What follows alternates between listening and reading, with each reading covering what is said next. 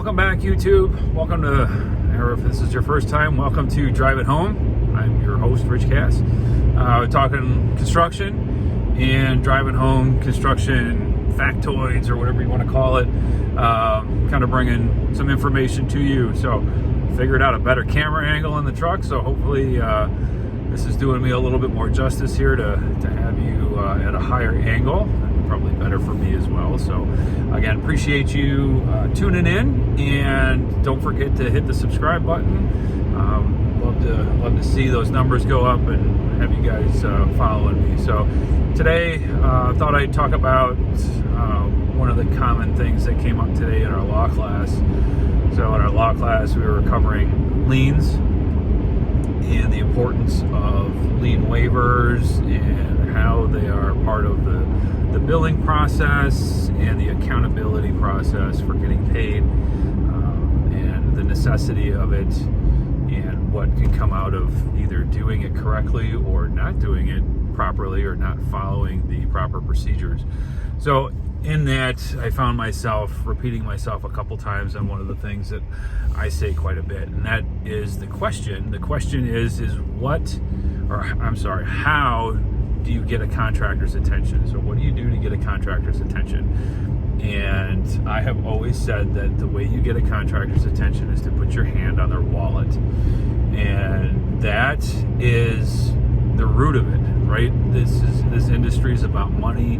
It's about making money. Your career decisions on a project and how you manage your budget and time all stem around the profitability of the company that you're working for, or money-saving ventures for money that's going to be potentially given back to the customer. There's a lot of different angles we take a look at from a monetary perspective. But getting a contractor's attention, putting your hand on their wallet, money is such an important thing.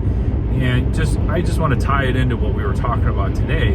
You can tie it into a lot of different things, but tying it back to what we talked about today with liens, and one of those instances that can happen is if you've got a subcontractor that's in dispute with the general contractor and they're trying to get paid, and perhaps we could say that circumstance surrounds non-payment by the GC, and the payment is not coming forth from the GC because of inferior work. So we've got quality issues that are being dealt with. There could be schedule issues. Perhaps that subcontractor is overbilling. Whatever that case may be, what they're going to do is file a lien if they can to get paid. Now, money's everything, right? So if the subcontractor still wants to get paid, they're going to follow a procedure as far as filing a lien if they cannot negotiate their way through this process. So let's say the contractor and subcontractor don't come to terms, then that would be the next step, is for the subcontractor to file notice and then file the lien on the property. Now the problem is the customer then will receive this notice, and they now have a lien that's been placed on their property, and they're not going to be too happy about that, because that impacts everything from financing to sale of the property, and that creates some big challenges. So how do we fix that? Well, again, we can negotiate our way through and make sure that everyone gets paid. If we can't come to terms on that negotiation, then there are other options that the contract or the general contractor needs to do, the steps that they need to take to rectify this to keep the customer happy. A couple things can happen. So again, money's the big motivator, right? We want to make sure that the GC is getting paid, their paperwork's in line. Subcontractor wants their money, but yet we're not coming to terms on what the issue is here. So when we get to that, past negotiating our way through it, because that's always our first step. Second step would be you could bond over that lien. So if you get a bond to cover that lien, that will satisfy the customer, because now there's quote unquote an insurance policy that will ensure that that subcontractor gets paid for labor and materials that have been dedicated for that specific project. This is obviously all assuming that we're under contract. If we were in a non-contracted form, different steps would have to be followed, and this procedure changes from state to state based on state law and things of that nature.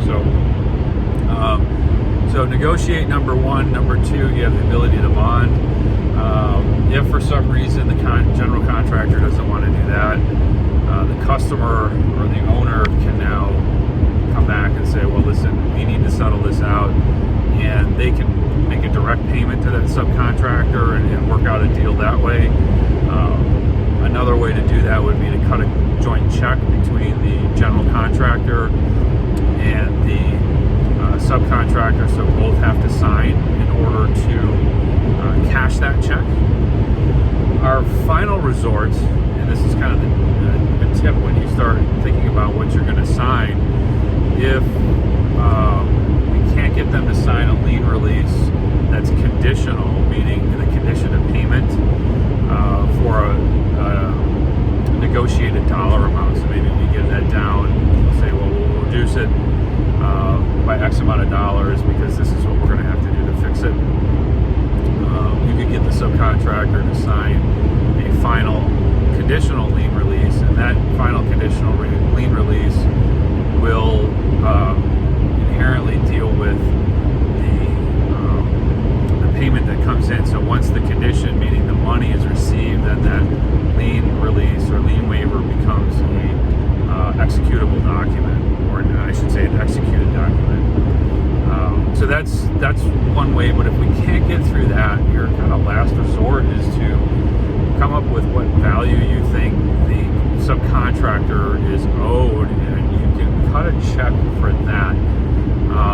And here's the catch, is you need to make sure that on that check you identify that this is a final payment, or it's basically marked final payment or paid in full. Those are the terminology that you want to see probably in the memo line of that check. And once that check is endorsed, they've essentially signed off to say that they've received full payment, and their lien rights have now been waived as a result of that. Again, I would caution anyone to review your state laws as it pertains to some of these actions. But in generalities, these are ways to deal with those types of situations. And liens go hand in hand with getting paid. Again, how do you get a contractor's attention? It's money. And there's all procedures that need to fall in place with invoicing and lien releases in order for each cog in the wheel to receive their funding. Each subcontractor and vendor need to do their part. The general contractor has to assemble all of those and then do their part to create their invoicing, which then goes to the customer, which will ultimately go into payment. Kind of going through this video, I feel that there's a lot more on this topic to cover, and I'm decided I'm going to throw out a second video here to kind of talk about process as it comes through lien waivers, and thinking about when that process starts and finishes and what documents you need to have. So driving home the fact that money gets contractors' attention, dovetailing it with some of the things we talked about in class today as far as lien waivers and what your plan of action is should there be an issue with a lien waiver with someone that's requesting money but may not deserve it. So that's it for this one. We'll see you next trip.